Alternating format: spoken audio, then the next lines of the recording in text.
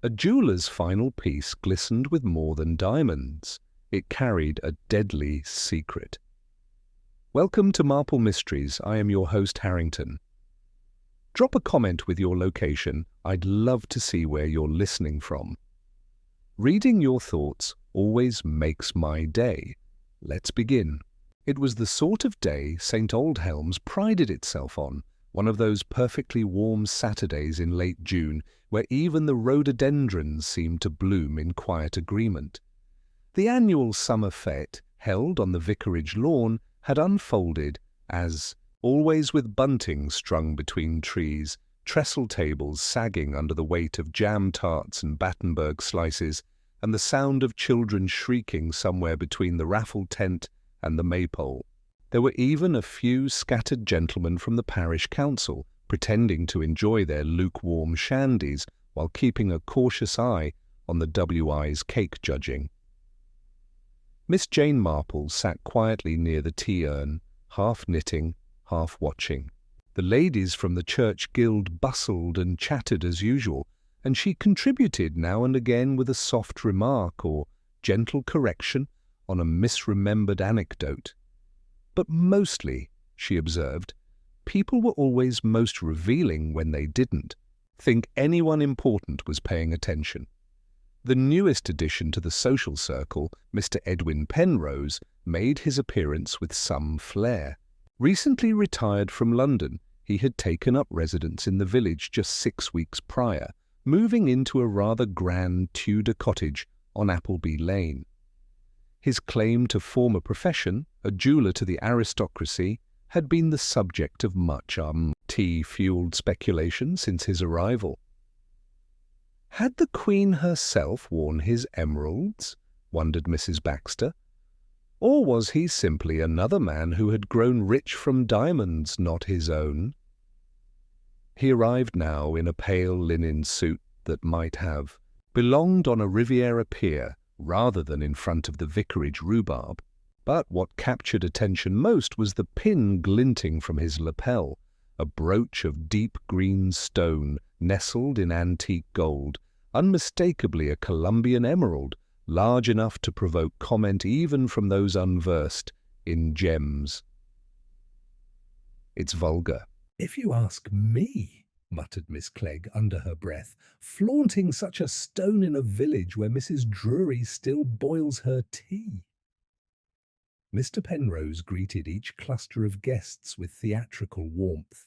He laughed just slightly too loudly, lingered too long in conversation with the younger wives, and gave compliments in a voice that sounded like it had once been trained for theatre but had forgotten its lines. Still, there was something vaguely charming about him, even if his presence disturbed the careful equilibrium of village roles. People like Penrose always brought with them pasts that clung like perfume, faint but lingering. Miss Marple was stirring her tea for a second time when it happened.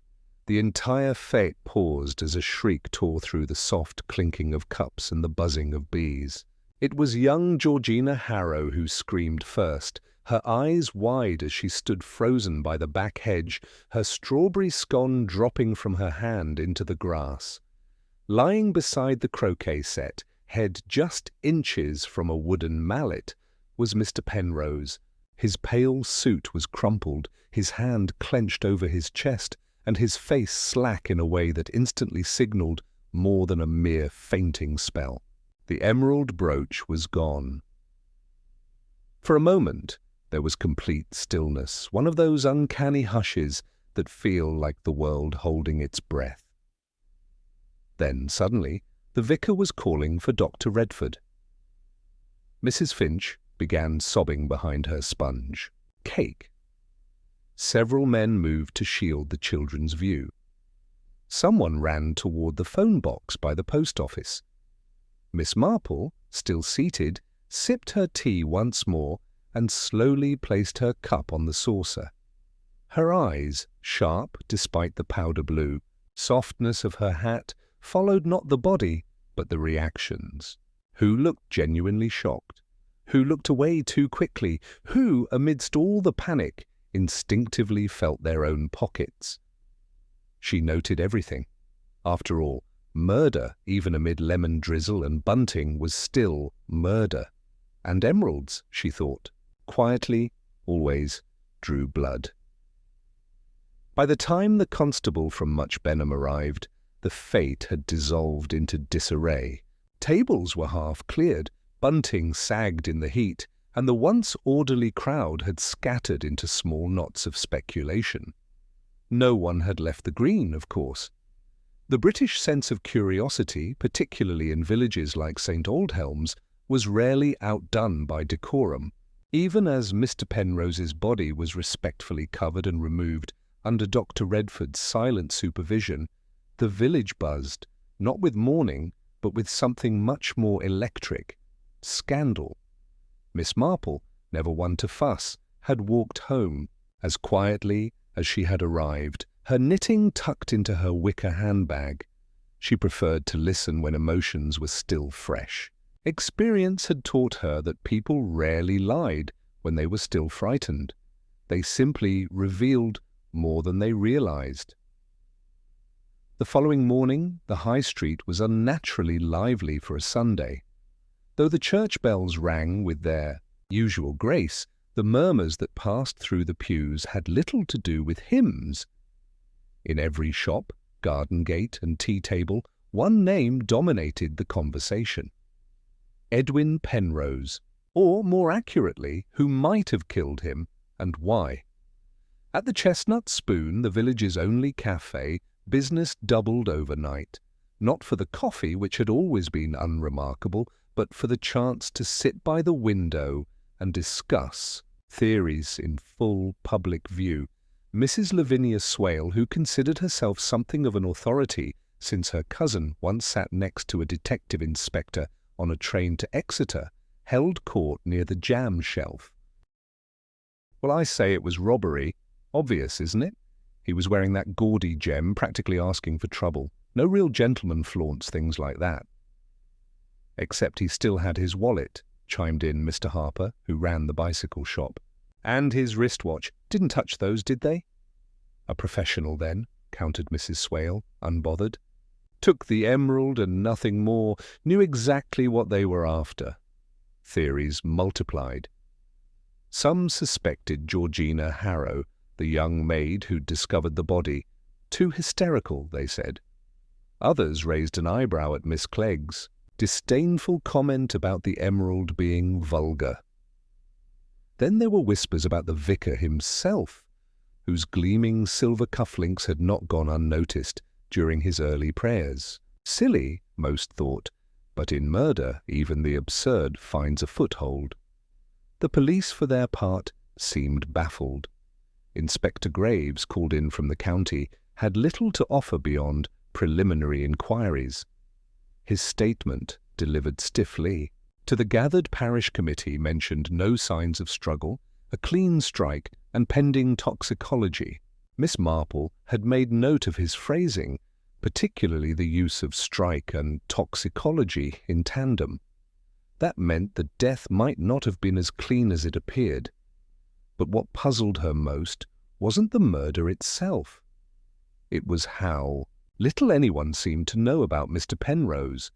In 6 weeks, he had inserted himself into nearly every social occasion, yet remained a complete cipher.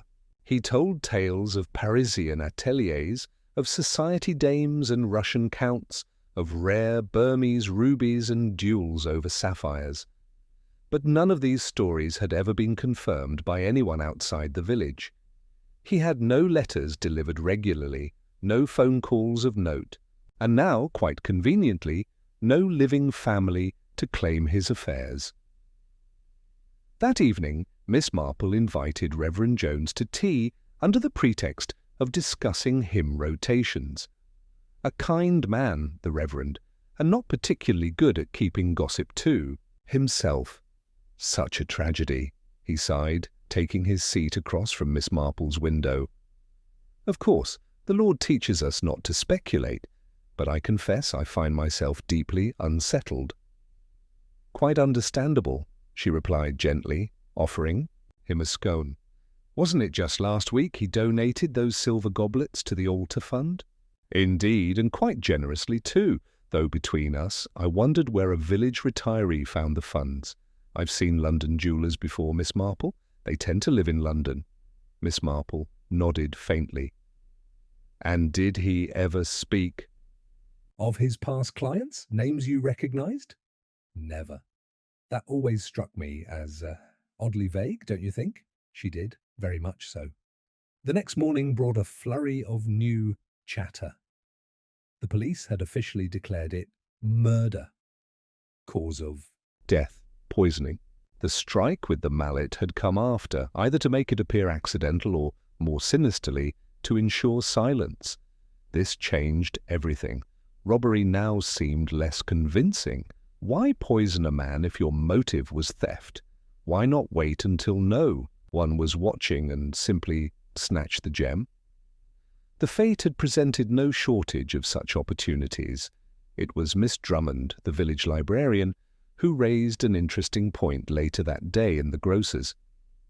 "You know," she said idly, "while examining oranges, Mr. Penrose once asked for the parish death records. Wanted to look up burials from 40 years ago.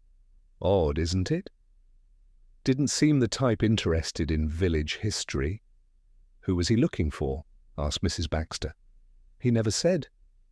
Only muttered something about a headstone he remembered from years ago. Seemed rather agitated."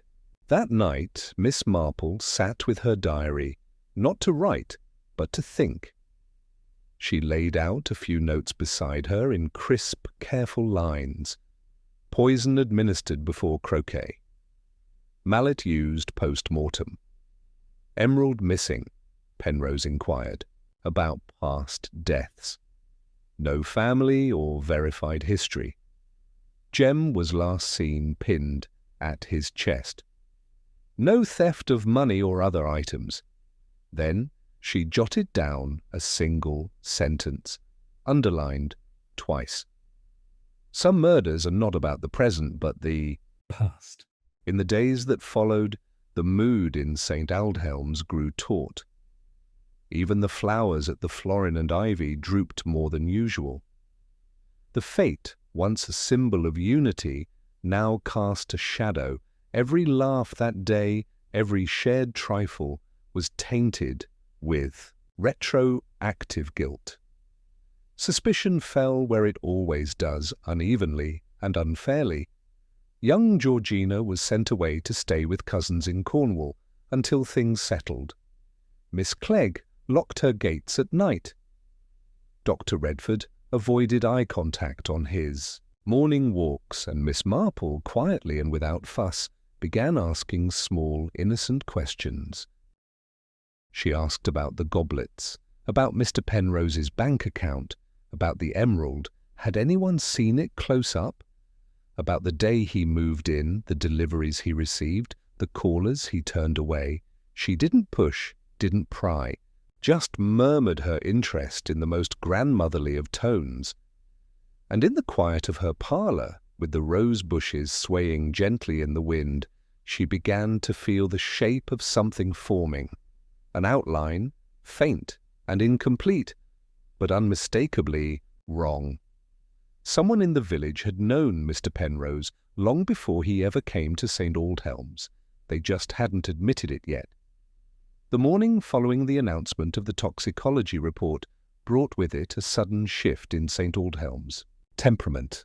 It was no longer the horror of a public collapse that haunted the villagers, but the undeniable truth that someone among them had carefully, deliberately committed murder. And with poison no less, a method requiring planning, patience, and a certain cold resolve. Miss Marple took her customary walk along the eastern lane, basket in hand, though she bought nothing from the market that day. She walked slowly, noting the way conversations paused slightly as she passed.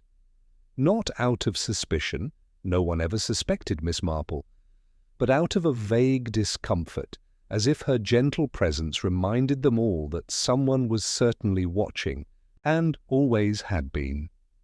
At the constable's office, Inspector Graves was reviewing statements taken from fête attendees. Miss Marple had provided her own the day prior, short and composed. She had seen Penrose arrive, she had seen him conversing with Mrs. Swale, and later with Miss Drummond near the croquet lawn, and she had seen nothing after that, save for the general alarm and Georgina's scream. Graves was not thrilled with his case. Poison meant planning, and planning meant motive. Yet Penrose had only lived in St. Aldhelms for a matter of weeks. Too little time to inspire such hatred unless there was something someone carried with him from the past. Meanwhile, the villagers continued their own investigations. It was a curious thing how people who could not remember the name of their own milkman 3 days a week could suddenly recall the precise tone in Penrose's voice when he'd asked for directions to the post office a month ago. Mrs. Baxter was particularly eager to share with anyone willing to listen that Penrose had once referred to the vicarage garden as excessively sentimental, and that surely indicated a man of questionable temperament. Mr. Harper noted he'd caught Penrose examining the war memorial one morning and muttering something about old debts. Vague words, but now everyone listened as if they were riddles. Miss Marple, in her quiet way, began with a simple question. How had Penrose managed to purchase such a fine cottage without any visible income? Her inquiries led her to Mr. Lytton, the solicitor handling the estate. Over a cup of weak tea in his overstuffed office, he revealed that Penrose had paid in full, in cash, and had declined to retain legal representation beyond the required transaction forms. No will has turned up, Lytton added, frowning, nor any next of kin. The house remains sealed under police order for now, of course, but if nothing surfaces, well, it becomes rather complex. Miss Marple made a soft sound, almost a hum. And he moved in with very few belongings, did he not? Lytton nodded. Just 3 crates, no furniture to speak of, mostly books and 1 large locked box. Interesting. That evening the parish meeting was unusually well attended. Officially, it was to discuss flower arrangements for the Midsummer Festival, but no one mentioned peonies or marigolds. Conversation lingered instead on the late Mr. Penrose and the method of his demise. He always carried that cane, muttered Mrs. Swale. Didn't even need it, if you ask me. More for show. And now I think of it, he kept that handkerchief of his dabbed with something strong-smelling. Lavender, or worse. Camphor, maybe? Camphor, repeated Miss Marple mildly. That can be used to mask certain chemical scents. How peculiar! No one noticed the weight of her words, but she filed the remark away. Later that week, Constable Reeves arrived at Miss Marple's cottage, hat in hand, asking if she might assist with a matter. Graves, though sceptical of amateur interventions, had been persuaded, perhaps by his own lack of progress, that Miss Marple's familiarity with the village might yield something the constabulary had missed. Would you care to look over his things, Miss Marple? Reeves asked. I should be delighted, she said, with a softness that masked the sharp turn of her thoughts. The Penrose cottage was austere, handsome on the outside, but curiously impersonal within. No photographs, no sentimental clutter. The 3 crates sat unopened in the back room, their contents dry and dull. Books on gemology, catalogues from auction houses, a set of maps marked with small notes in the margins. But it was the locked trunk in the study that caught Miss Marple's eye. Has it been opened? She asked. Only yesterday, Reeves replied. Inspector was hoping for documents, maybe a passport. But it's all jewellery, rough-cut stones mostly, nothing polished. A few old velvet boxes, no labels, not stolen. Best we can tell, no recent reports. Miss Marple bent over the case and picked up a brooch, dusty with age. It was ornate, but poorly made, the kind of trinket passed off in low-end estate sales. Yet one piece stood out, a cameo ring of an unusual pink hue carved with a female silhouette. The figure's face had been scratched at, almost entirely worn away. "Curious choice to keep this," she murmured. "Did he ever wear rings?" "Never noticed one," Reeves replied. "He kept this hidden, not worn, and it's damaged." She returned it gently to its compartment. "This was not collected." "It was preserved." Outside, the village ticked along. Children played, dogs barked, and the market stalls reopened. But attention simmered under every smile and neighbourly wave. That week, Georgina Harrow returned from Cornwall early, too early. Her cousins apparently found her troublesome, and she was left standing at the edge of the village square with a single suitcase and a letter no one wanted to claim. Miss Marple saw her from the window of the bakery and quietly stepped out to greet her. "My dear," she said gently, "I wonder, when you found Mr. Penrose, did you see anything out of place, even the smallest detail?" Georgina looked down, wringing the handle of her suitcase. "I didn't say before because I thought it was silly. But he wasn't holding the mallet. It was beside him, yes, but his hands, they were folded, like he'd lain down to rest. Who folds their hands after being struck?"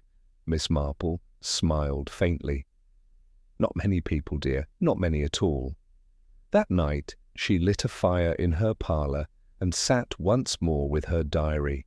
Her list of clues had grown, no signs of forced entry. Locked box filled with untraceable stones. Inquiry into death records. Folded hands. Brooch missing, but no other valuables taken. A damaged ring with a defaced face. Then, beneath all of that, she wrote a single word. Recognition. She tapped the end of her pencil against the paper. Someone in this village had seen Penrose before. Not in St. Aldhelms, but long ago.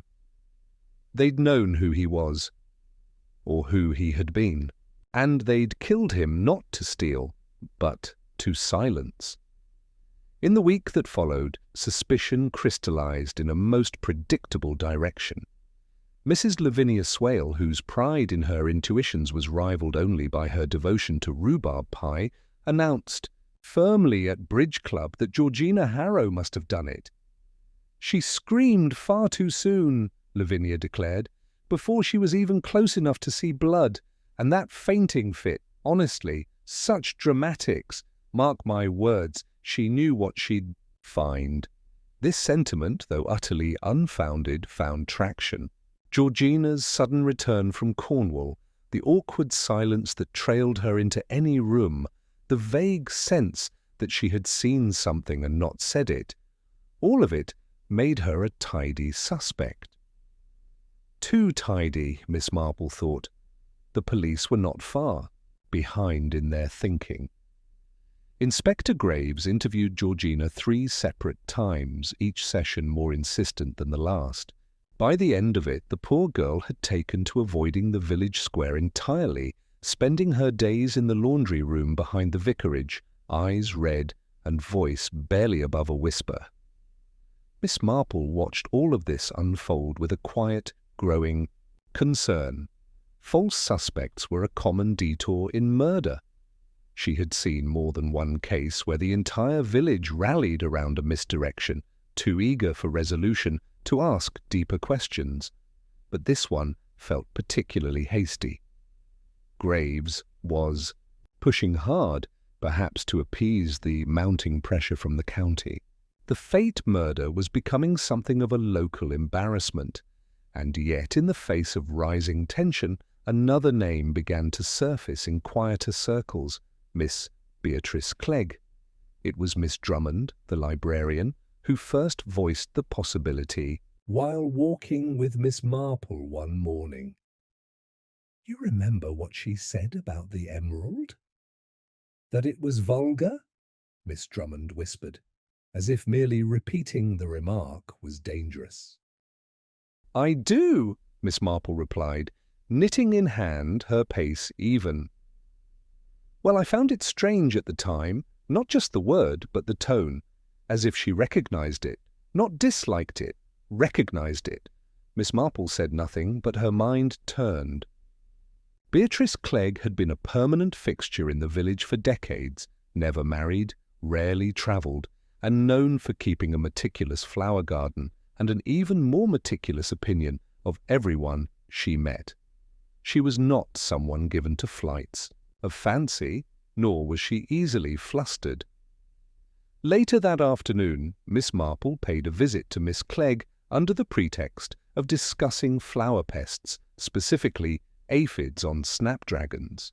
They sat in the shade of the conservatory, sipping lemonade and listening to the lazy buzz of bees. It's such a terrible business, Jane, Beatrice said, adjusting her hat. That poor man. I never liked him, of course. Far too theatrical. Oh, I thought him quite mysterious, Miss Marple replied gently. Did you know anyone like him before, from your younger days, perhaps? Beatrice stiffened just slightly, a flicker in the hand that raised her glass. Certainly not, she said flatly. I've never had much use for jewelers or actors. Actors? Miss Marple smiled. Oh, I hadn't heard he was one. Beatrice gave a tight smile and sipped her drink, saying nothing further.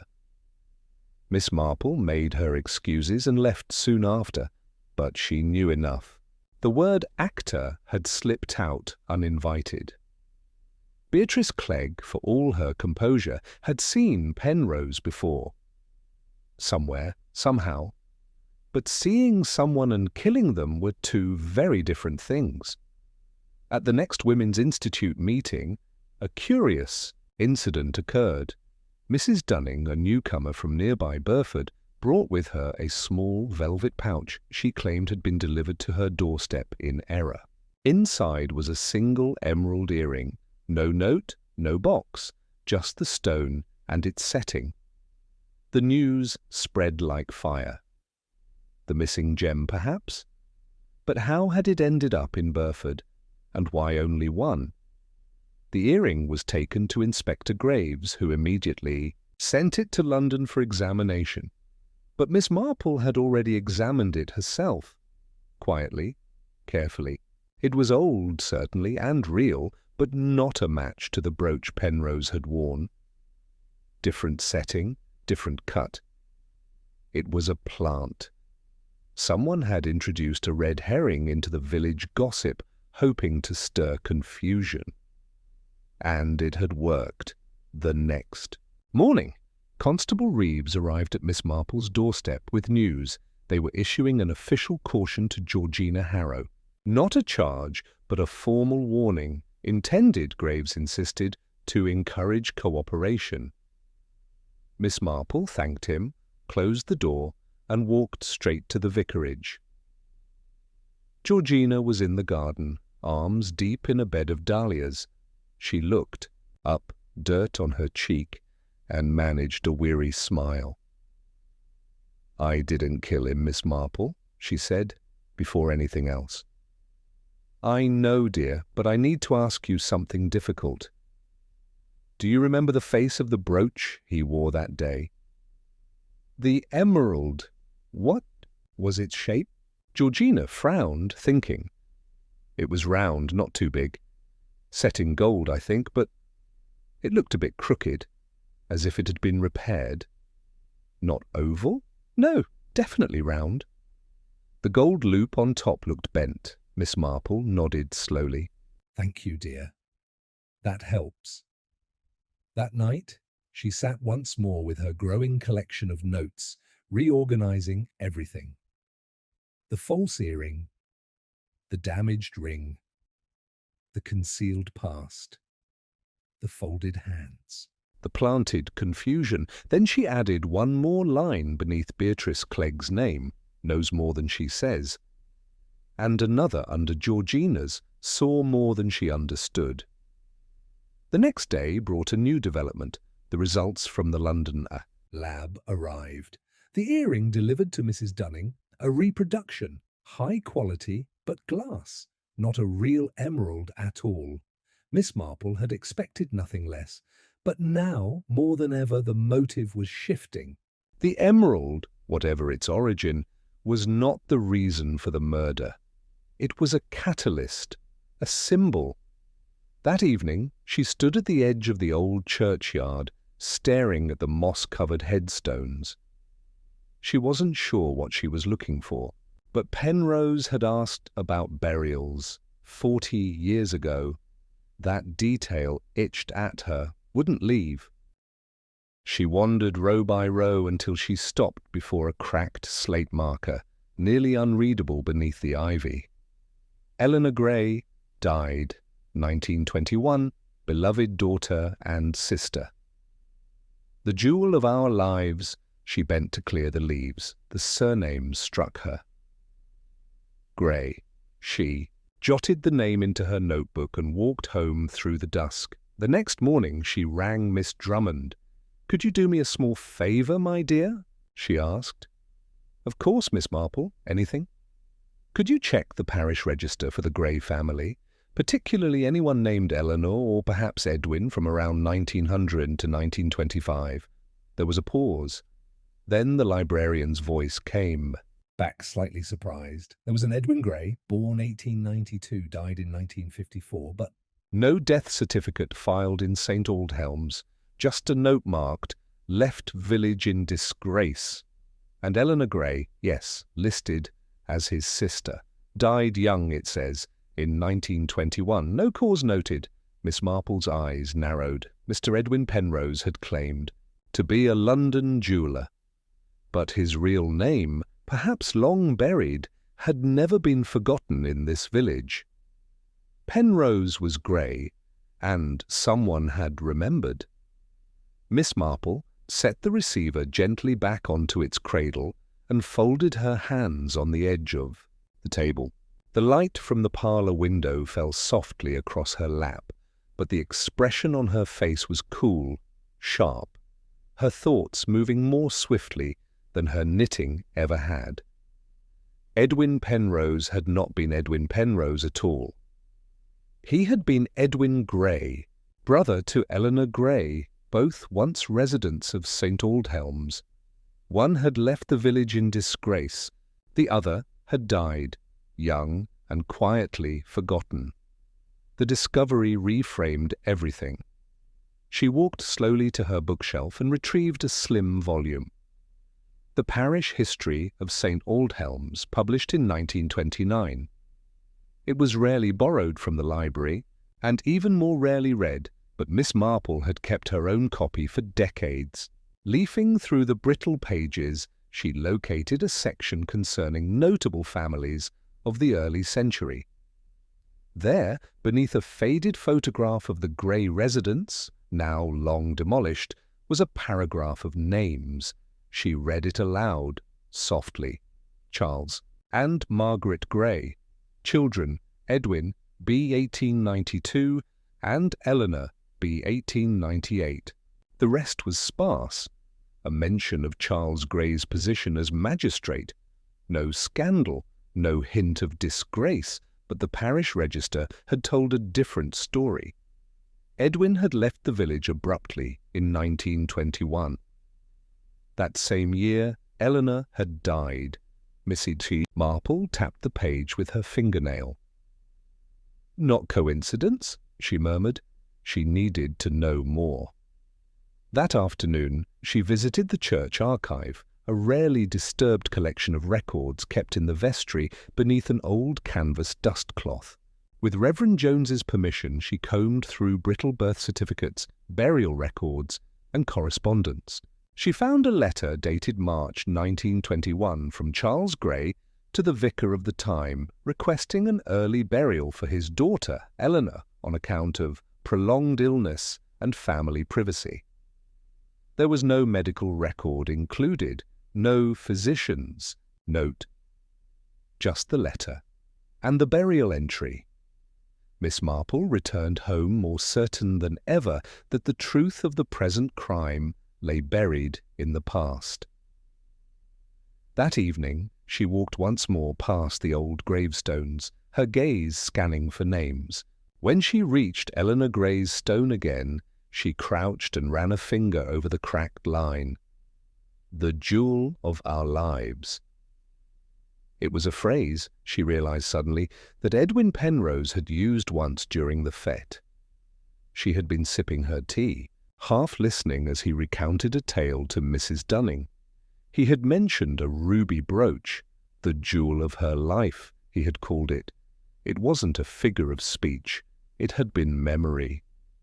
Back in her sitting room, Miss Marple wrote a fresh list. Edwin Gray vanished in 1921, returned as Edwin Penrose decades later. Eleanor Gray died young. No cause stated. Edwin described the emerald brooch with unusual affection and specificity. The brooch vanished after his death. The phrase, jewel of her life, was repeated from the gravestone. The emerald, then, had once belonged to Eleanor Gray. He had brought it back. Why? Guilt? Grief?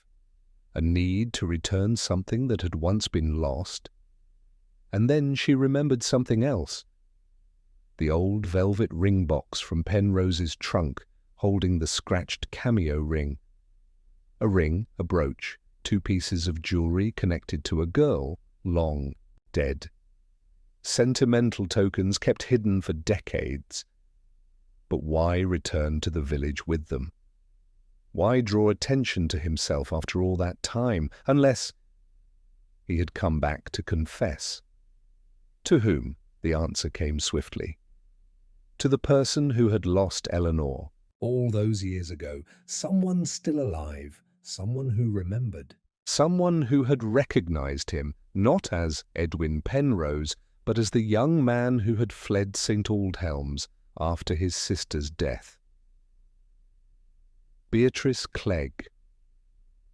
Miss Marple considered again the slip of the tongue, actors, and the sharp reaction to the emerald brooch.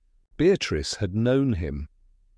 Not as Penrose, not recently, but as Edwin Gray, perhaps intimately, perhaps tragically. She rose, set on confirming her suspicion. The following morning, she arrived at Miss Clegg's cottage with a gift of cut hydrangeas. They sat under the trellis again, the conversation easy, sun-dappled and deceptively warm.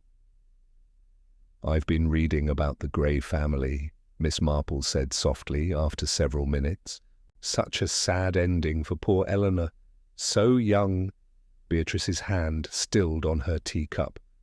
"Yes, quite. I imagine she was very beautiful." Beatrice looked away.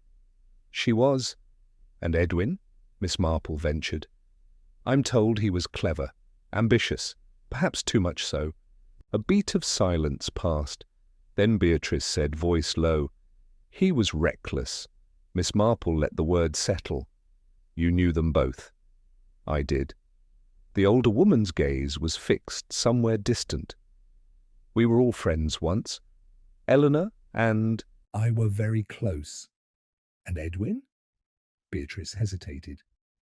"He was charming, intense, the sort of boy who thought poetry solved everything, until it didn't." Miss Marple waited, giving space. "They sent her away, you know," Beatrice said. "That spring. It was all very quiet. Her mother said it was a health matter, but it wasn't." She didn't finish the thought. She didn't need to. "I suppose that was when Edwin left?" Miss Marple asked gently. "He didn't leave. He was forced out." By now Miss Marple understood. Eleanor had become pregnant. The scandal had been buried, and with it, her life. Edwin, whether through involvement or failure to protect her, had borne the blame, and now, 40 years later, he had returned, not with arrogance, not for glory, But to set something right, and someone hadn't forgiven him. That night, Miss Marple received a visitor. It was Miss Drummond, her face pale. "I found something," she said breathlessly. In one of the returned library books, something wedged. "In the back cover, I think it's important." She handed over a folded envelope. Inside was a single page, handwritten. "For Eleanor. I never told the truth. But I will now. The jewel should have been yours. It was never mine to keep. No signature, just the words, a draft of a letter, perhaps never sent, perhaps never finished. But it was written in Edwin Penrose's distinctive looping script. He had come back to confess after all." Miss Marple held the letter gently, then looked up. "Miss Drummond," she said, "would you be so kind as to tell me who returned this book?" Miss Drummond paused. It was left in the night deposit box. No name. "But which book?" The librarian blinked. "Poems of the Romantic Age, Byron Shelley, and one Edwin Gray borrowed just last week." Miss Marple smiled faintly. Now, she thought, we are very close. The following morning, clouds gathered low over St. Aldhelms as though the village itself were bracing for something unpleasant. The light had a greyish cast, and the wind whispered, across slate rooftops like a warning not yet spoken aloud. Miss Marple sat at her writing table, rereading Edwin Gray's final unsent letter, the page now creased and softened at the edges from repeated handling. His confession, or what passed for it, carried the unmistakable weight of guilt, but its target remained veiled. She thought back to the tone of his conversations at the fete, the strange mixture of flamboyance and vulnerability. He hadn't returned to dazzle. He'd returned to resolve. But someone had decided that old debts were better left unpaid. There was one person who had yet to be spoken to directly since Penrose's death, someone who, until now, had conveniently remained just beyond suspicion, Dr. Redford. He was a man of precision and calm authority. He had been the first to pronounce Penrose dead and the one to confirm the blow to the head, but he had also delayed, revealing the poison in the blood until the laboratory confirmed it. Why? Miss Marple couldn't ignore the possibility that someone had helped him arrive at that conclusion, or worse, had nudged it. So she visited him. His surgery was quiet that day. The door was ajar and the waiting room sat empty, save for the echo of a ticking wall clock. "Ah, Miss Marple," he said, offering his usual measured smile. "No ailments, I hope?" "None for me, Doctor," she said gently. "But I do have a question, strictly for curiosity's sake, of course." He raised an eyebrow. "Oh? When you examined Mr. Penrose, did you notice anything on his hands? Any traces of powder, discoloration?" He frowned thoughtfully. "They were clean. Surprisingly so, actually.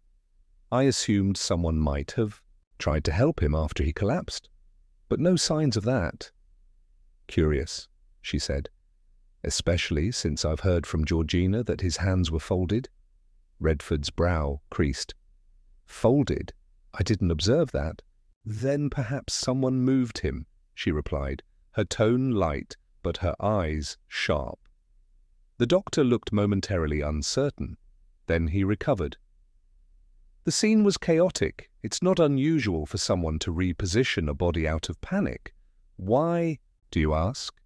"I just find it odd," Miss Marple said, "that a man would fold his hands neatly after succumbing to poison, especially when that poison must have been administered within minutes of his death. Perhaps even at the fate itself." There was a pause. A flicker passed across Redford's face, brief and almost imperceptible. "He may have ingested something. Earlier," he said carefully. "Symptoms can vary." "Quite," said Miss Marple, standing.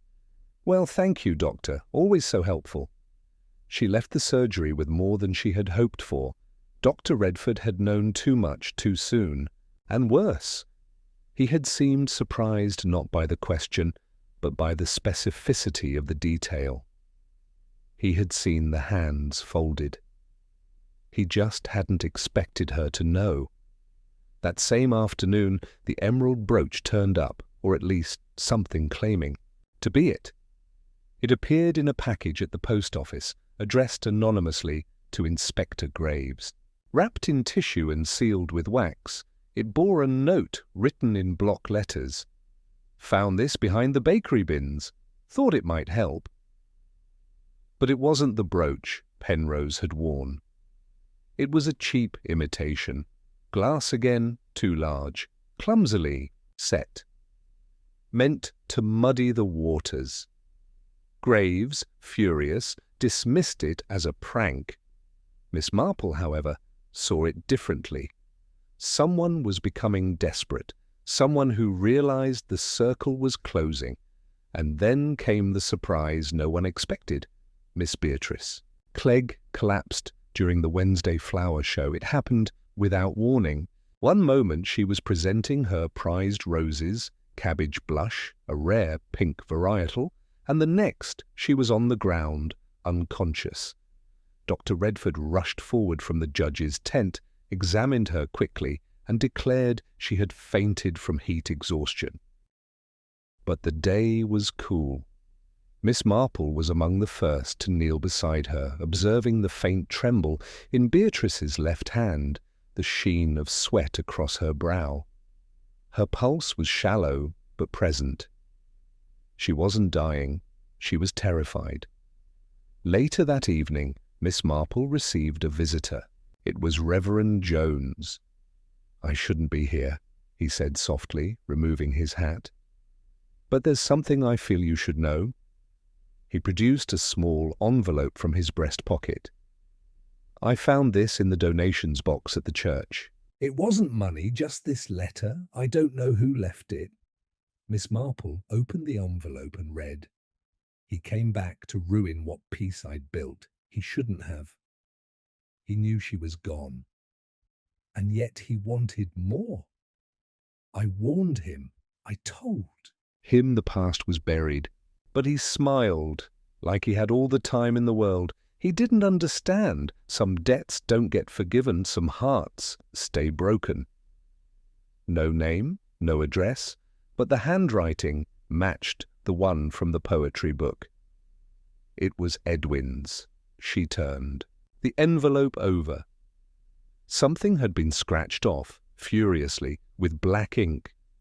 Miss Marple held it up to the lamplight and tilted it just so. The faint shape of a name emerged beneath the smudges. B. Not enough to confirm, but enough to suspect. That night, Miss Marple visited Georgina Harrow once more. She found her in the vicarage garden again, alone, quietly sorting herbs. "Miss Marple," Georgina said nervously, "is it true someone's been arrested?" "No, dear," she said kindly, "but I wanted to ask about something else." She held up a small photo, one from the parish history book, taken in 1919, showing a picnic on the green. Among the smiling figures sat a young Eleanor Gray, and beside her another girl, slim, sharp-eyed, laughing. "Do you know who that is?" Miss Marple asked. Georgina squinted. "It looks like Miss Clegg, a lot younger." Miss Marple nodded. "I believe they were close." Georgina hesitated. I found something in the laundry room. It must have fallen out of the donation box last week." She pulled a small gold locket from her pocket. "I didn't want to say anything, but I kept it because it looked so old. Inside there's a picture of two girls. One's Miss Clegg. I think the other... Well, someone said she died young." Miss Marple opened the locket. "Yes." Beatrice and Eleanor captured in miniature, smiling. No mistaking it now. The next day, Miss Marple returned to the churchyard. She stood once again at Eleanor's grave, eyes fixed on the inscription. The jewel of our lives, not a metaphor. Not an ornament, a person. Beatrice had loved Eleanor, perhaps in silence, perhaps fiercely. And when Eleanor died, shamed, hidden away, Beatrice had lost everything. Edwin Gray, who had failed to protect her, who had returned decades later, bearing symbols of a past Beatrice had fought to forget, had shattered whatever fragile peace she'd built. But that still didn't explain the poison. Miss Marple turned from the grave, slowly. Someone else had known, someone who had helped keep the secret, and someone who feared its exposure more than Beatrice ever had, Dr. Redford. He had signed Eleanor's death certificate all those years ago. She'd seen the register. He had been just starting out then, young, ambitious, easily persuaded, perhaps in love with Beatrice, perhaps manipulated by her. But he'd signed the cause of death as tuberculosis, when it had clearly been something else. Complications from a pregnancy, perhaps, a quiet shame buried with lies.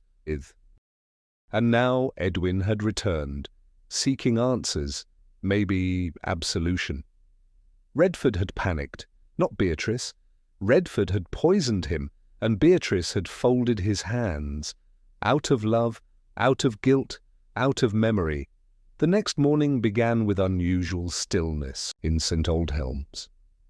Rain tapped against windows with a soft insistence, the air heavy with the scent of wet stone and quiet secrets. Miss Marple stood by her parlour window, watching a sparrow hop along the sill, oblivious to the gathering storm within the village. She had spent the night not in sleep, but in steady contemplation, the final pieces of the puzzle laid out before her. Yet something remained ever so slightly askew.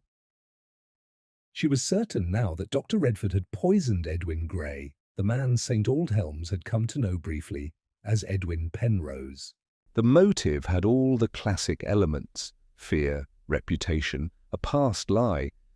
But what unsettled her was the detail of timing. The poison had been delivered during the fête in plain sight, with dozens of witnesses nearby. That required not just boldness, but proximity. It had to have been administered in food or drink, yet no one recalled Penrose eating anything before he collapsed. Miss Marple wrapped herself in her shawl and ventured out into the drizzle, making her way across the green. At the church steps she encountered Constable Reeves leaning beneath the portico to avoid the rain. "Miss Marple," he said, with a respectful nod. "You're out early." "Not early, Mr. Reeves, just curious," she replied. "Has the inspector interviewed Dr. Redford again?" Reeves rubbed his chin. "Not yet, but I'd wager it won't be long. Rumours picking up that he knew the Greys back in the day. Parish record has his name on Eleanor Gray's certificate." "Then he'll be hard to pin," Miss Marple murmured. "Men like Redford survive by controlling the narrative before anyone else sees the ink." She left him there and walked down the lane, heading for the vicarage. Georgina answered the door again, eyes a little clearer than before. Miss Marple asked for tea and a moment, and the girl eagerly obliged.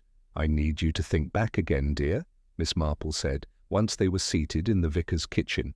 "Right before Mr. Penrose collapsed, did he eat or drink anything?" "Even a sip," Georgina thought hard. "He had something from Mrs. Baxter's table. I saw her hand him a slice of lemon cake, but I don't remember him eating it. He kept talking and waving it around." Miss Marple's eyes narrowed. "And where was Dr. Redford at that moment?" "I'm not sure. Oh, wait, I remember now. He passed by Penrose and said something about the sun spoiling the icing. Then he just smiled and walked away. That was it." Miss Marple stood up gently and thanked Georgina before walking directly to the Women's Institute storeroom. There, neatly stacked in labelled boxes, were the leftover cakes, pastries, and serving dishes from the fête. She located the one marked Mrs. Baxter, lemon, cake and examined the cutlery laid alongside it. A small silver cake knife sat atop the stack, faintly smudged but clearly cleaned. She lifted it, held it close to her nose and caught the faintest trace, not of lemon, but of something sharper. Chemical. Something that didn't belong in any kitchen. That knife hadn't been used to serve cake. It had been used to lace it. Miss Marple made her way back through the rain, stopping briefly at the post office to send a telegram. She didn't trust phones for what came next.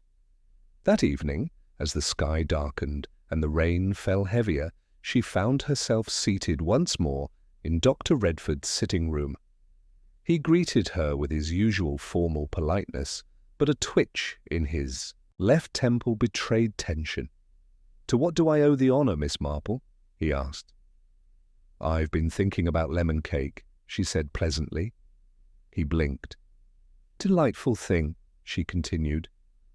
"Though most people don't realize it, can disguise the bitterness of certain substances, particularly powdered ones.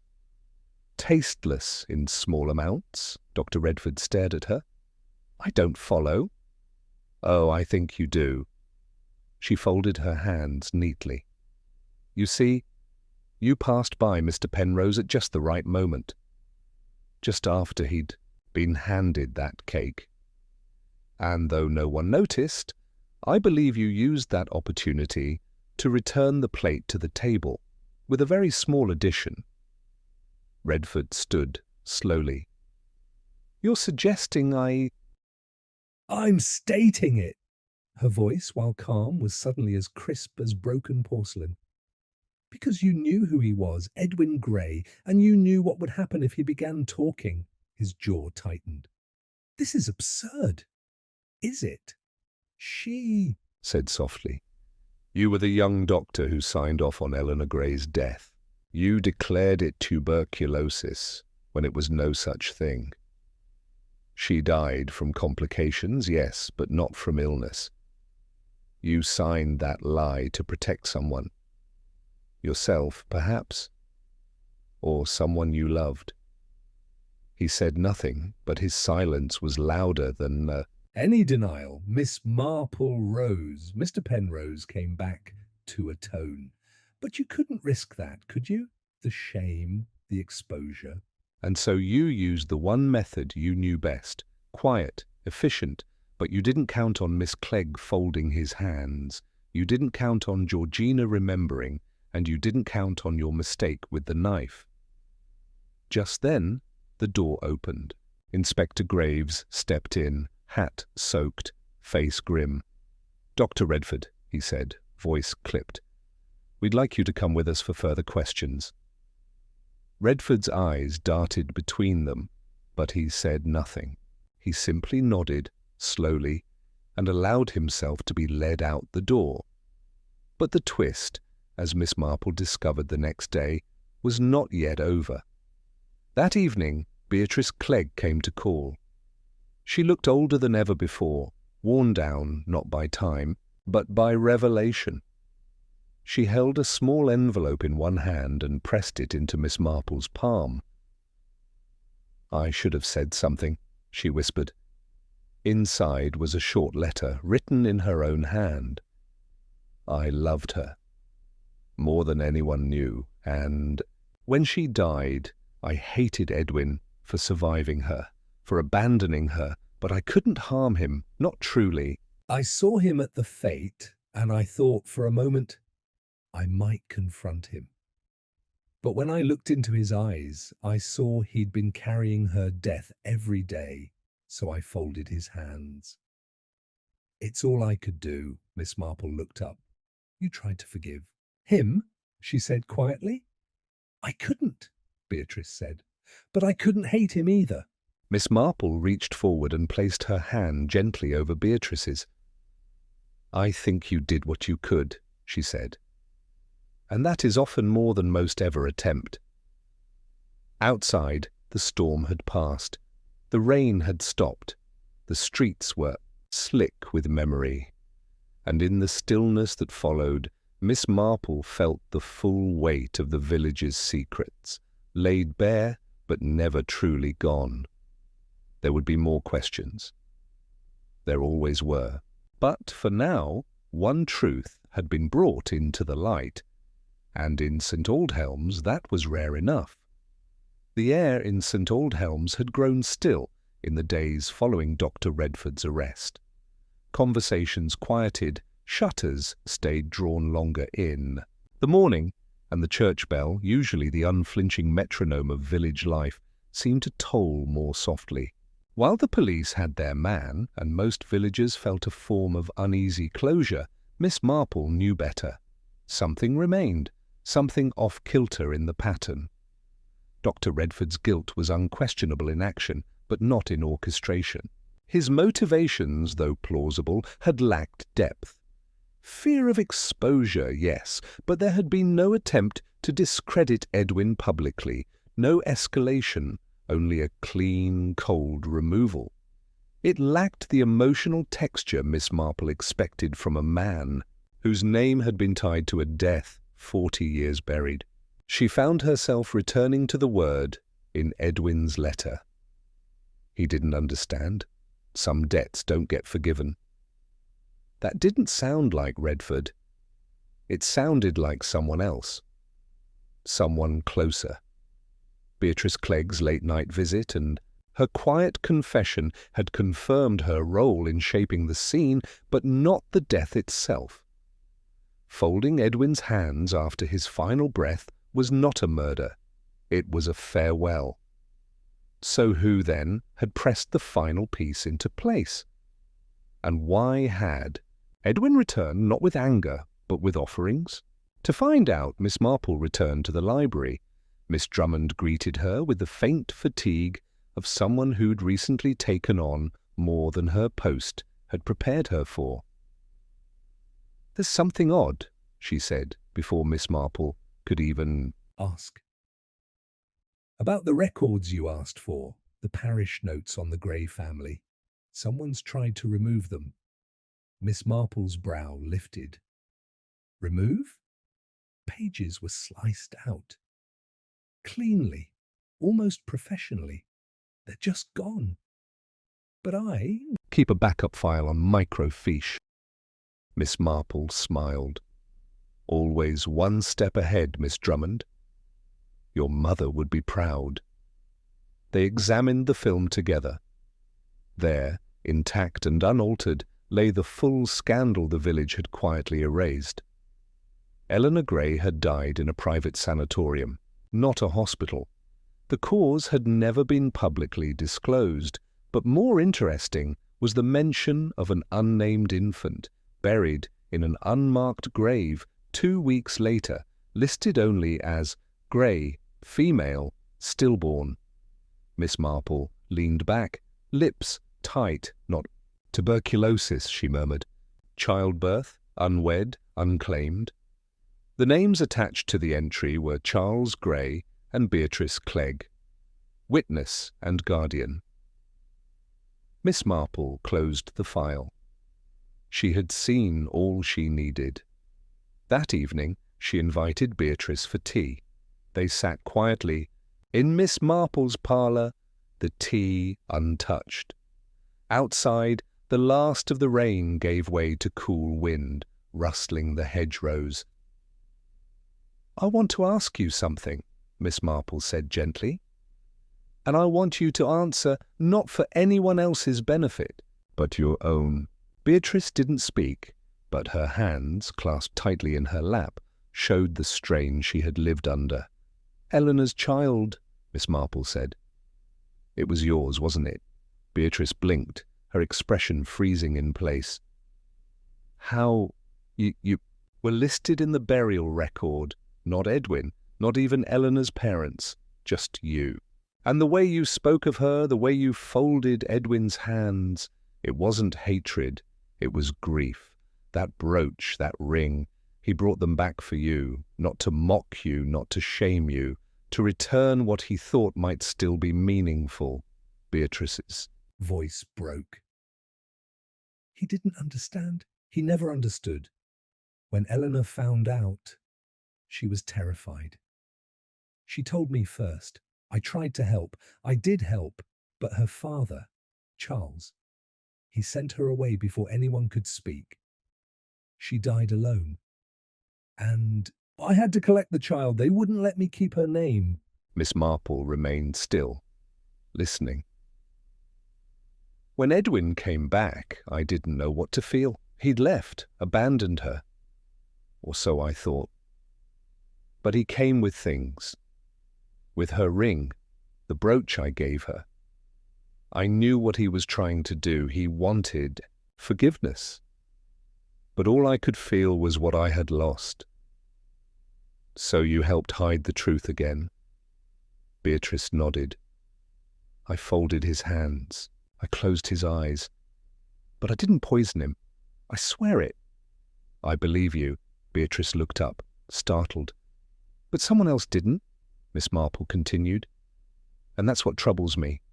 I believe someone else knew about Eleanor. About the child. And they feared Edwin's return would awaken something best left buried. Beatrice's gaze turned hollow. There's only one other person who ever knew. Then I believe it's time we spoke with them. The next morning, Miss Marple paid a visit to Mrs. Lavinia Swale. The Swales had lived in St. Aldhelms longer than most. Lavinia's brother, now long dead, had once courted Eleanor Grey, or so the old whispers said. The family had been among those who quietly benefited from the Greys' fall from grace. Miss Marple found Lavinia in her rose garden pruning viciously. "Ah, Jane," Lavinia said, "what a week it's been. I do hope the police don't make too much of a mess with all this Penrose business. The Fate Committee is in shambles." "I'm sure it is," Miss Marple said.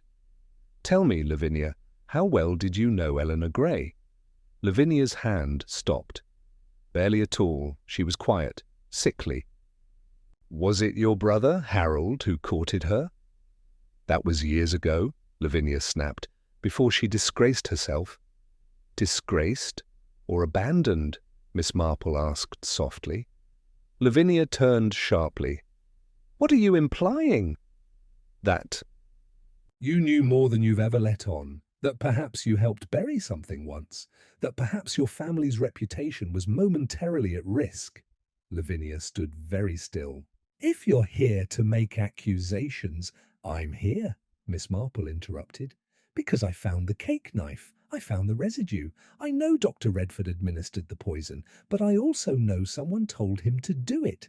Lavinia's expression flickered. You see, Miss Marple continued, he had no reason to act, no immediate threat. But you, your family, stood to lose their standing again if Edwin spoke of what happened. If the village learned that Eleanor was forced out not only by her father, but by pressure from your family, to end a courtship that might tarnish your name. "I did what was necessary," Lavinia said quietly. "This village runs on names, Jane, on reputation, on order. Edwin Grey threatened that again." And yes, I warned the doctor, but I didn't think he'd... Miss Marple closed her eyes. "And that," she said, "is how guilt is shared. Even if not by hand." Lavinia said nothing more. Miss Marple left without ceremony. That evening, she sat by the fire watching the flames crackle low. The wind had died, the air was still again. Redford had acted. Lavinia had pushed. Beatrice had mourned. And Edwin had returned to make amends. He had died, not hated, but misunderstood. In the drawer beside her chair, Miss Marple placed the folded letters, the locket, and the photograph of Eleanor and Beatrice. She would not forget. And, in her own quiet way, she would ensure the truth remained safe, not for revenge, but for memory. The village had settled into its usual rhythm by the time the parish newsletter was printed the following Thursday. A small column, tucked between notices for a jumble sale and a call for choir volunteers, offered a polite update on the Penrose matter. The authorities were still reviewing the evidence, it said, and Constable Reeves had assured parishioners that no further danger threatened the public. The language was gentle, vague, and intended to comfort. But the truth, as Miss Marple knew, was more complex than most would be comfortable reading over their morning toast. She sat with Inspector Graves that afternoon in the vicarage study. The rain had returned, thin and persistent, and a fire crackled half-heartedly in the grate. "I must confess, Miss Marple," Graves said, setting down his cup. "I didn't see it. I thought Redford was the end of it." "He was the middle," she corrected gently. "The hand, not the head." Graves sighed. "So Swale really was the one behind it all?" "In her way, yes," Miss Marple said. "She didn't pour the poison, but she pressed the idea. Redford had been complicit in Eleanor's false death certificate 40 years ago. Lavinia knew that, she reminded him. She made him believe that Edwin had returned with every intention of unearthing what they'd both helped bury. But Edwin hadn't, Graves frowned. Had he? No, Miss Marple replied. He came to make peace, to return a few sentimental items, perhaps to finally say aloud what had never been spoken. That's what frightened them most. He hadn't come to accuse, but to confess. And in doing so, he threatened to reopen a wound the village had carefully sealed. Graves leaned forward, elbows on knees. "Then tell me everything, from the beginning." Miss Marple nodded once and began. Edwin Gray, Penrose as he called himself in his final years, was the brother of Eleanor Gray, who died unmarried and pregnant in 1921. Her family, particularly her father, Charles Gray, sent her to a private sanatorium to avoid scandal. She died there, and her child, a daughter, was still born shortly after. The village was told she had succumbed to tuberculosis. Dr. Redford, then newly practicing, signed the certificate. Beatrice Clegg was listed as the guardian of the infants. Remains she and Eleanor had been close, very close. Too close for the times, Graves murmured. Exactly. Beatrice never recovered from Eleanor's death. She remained in the village, silent, unchanging, alone. And when Edwin returned, she saw a ghost. A man who had vanished when he was needed most. But she also saw, perhaps for the first time, his remorse. She understood what he meant by bringing back the ring and the brooch. So when he died, she did not call for help. She folded his hands. A quiet act of closure, not guilt. And the poison? Came by way of a cake plate, Miss Marple said. Dr. Redford laced it, likely under the illusion that it would save both himself and Beatrice from public disgrace. But he wouldn't have acted without Lavinia Swale pressing the urgency. Her family had once been closely tied to the Greys. Her brother had been engaged to Eleanor before the scandal.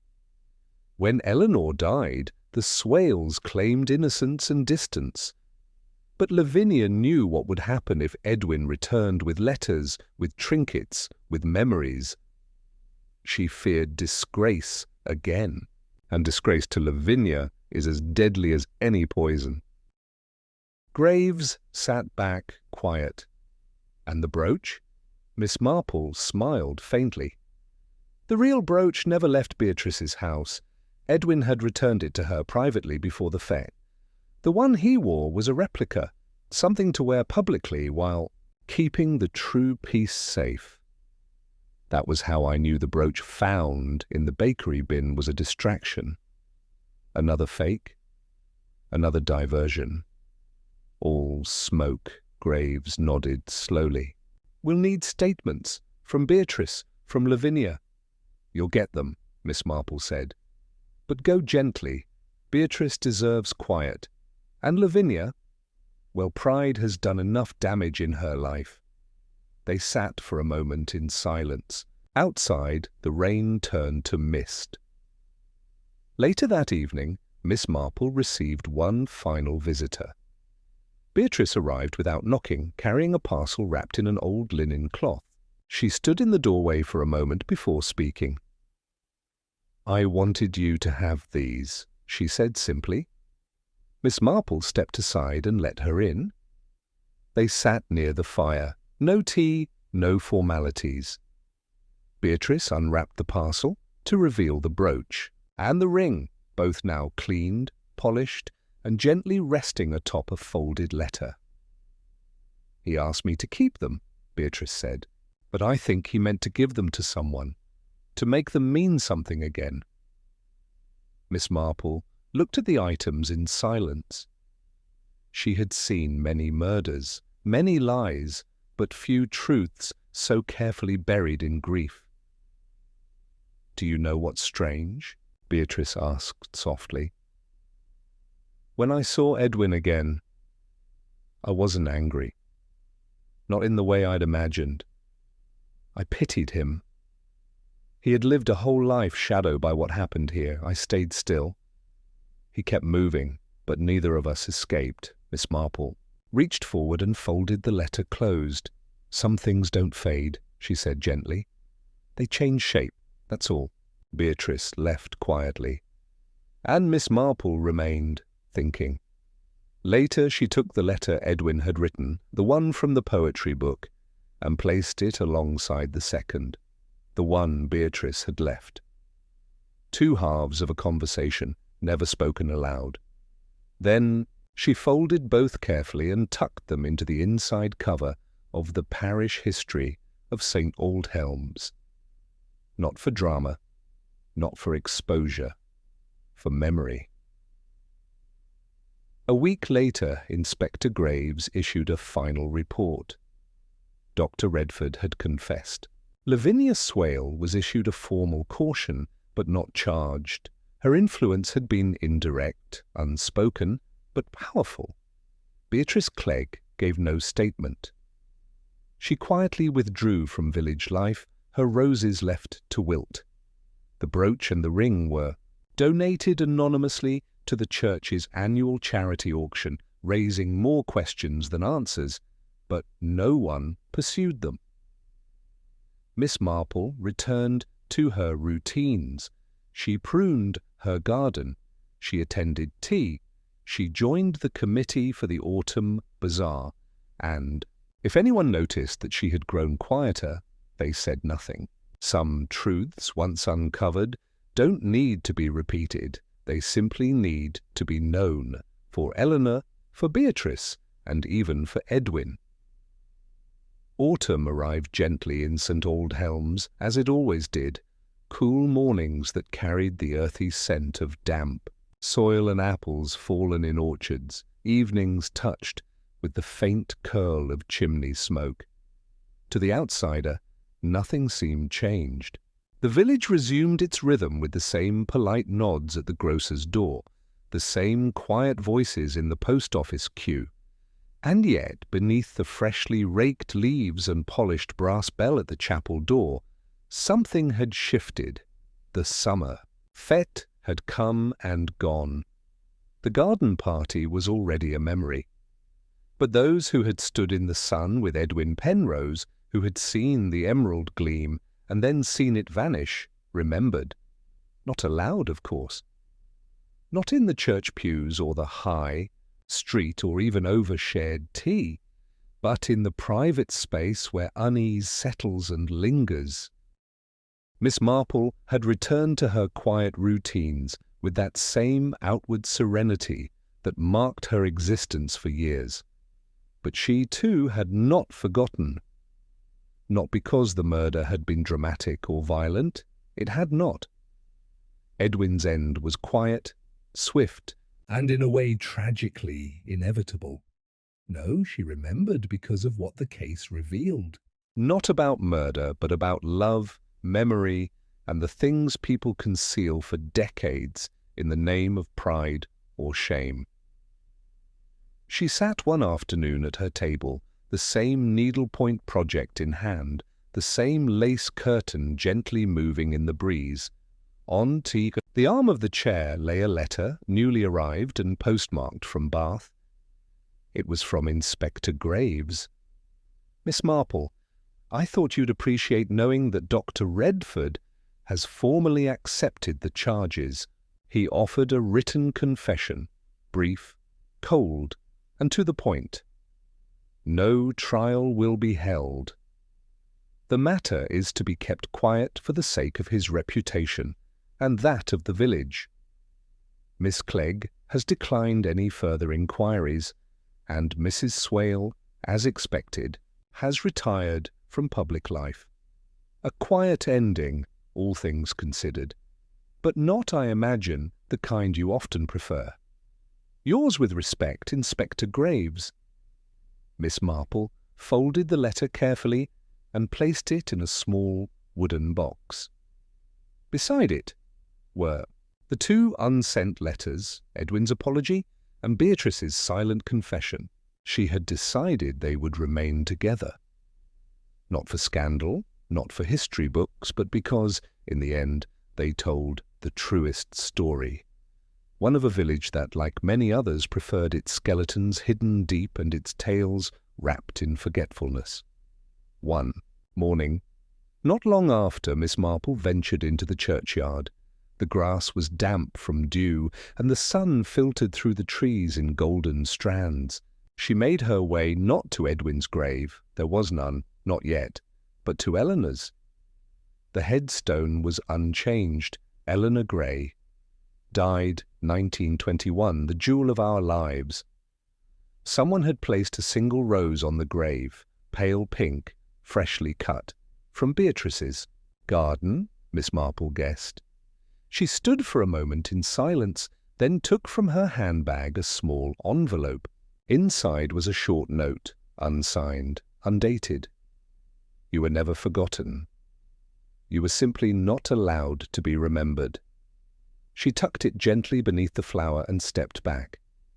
Behind her, footsteps approached. It was Georgina Harrow, cheeks red from walking. "Miss Marple," she said, hesitating, "may I ask you something, just between us?" "Of course, dear." Do you think people can ever really atone for the past, even if no one wants them to?" Miss Marple looked at the grave, then back at Georgina. "I think people can try," she said, "and sometimes that's the bravest thing they can do." Georgina nodded, her eyes misty. She looked down at the stone, then back at Miss Marple. "Will they put up a stone for Mr. Penrose?" Miss Marple smiled faintly. "I think in time someone will." The girl nodded again, then turned to leave, her footsteps quiet on the path. Miss Marple lingered a moment longer, then returned to her cottage.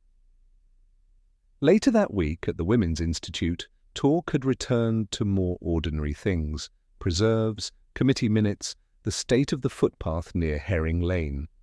No one mentioned Edwin, no one mentioned Beatrice, and yet the silence around those names carried weight. Mrs. Baxter, who had once loudly accused Georgina of overacting, now offered her a place on the tea rota.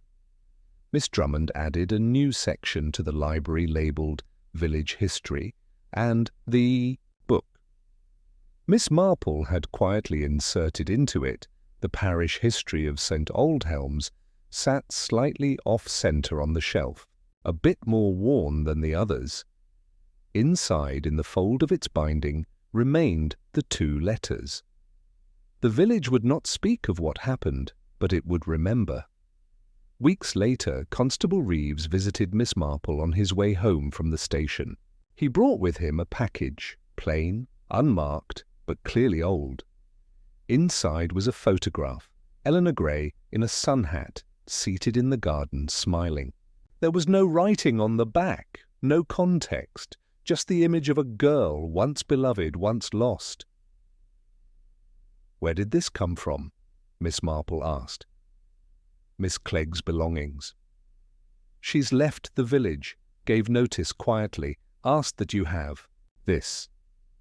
Miss Marple studied the photo a long while. It was the kind of image villages like St. Aldhelm's were built on. Memories, half-truths, fading smiles. She placed it beside her window and let it stand. That evening, as dusk settled and the fire began its familiar crackle, she poured a cup of tea and resumed her knitting. Outside, the hedgerows whispered softly in the wind, and the church bell rang 6 times.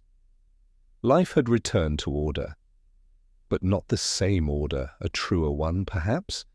And in a cottage near the edge of the village, a quiet woman, with silver hair and sharp eyes, sat alone, remembering everything. Because that is what she did.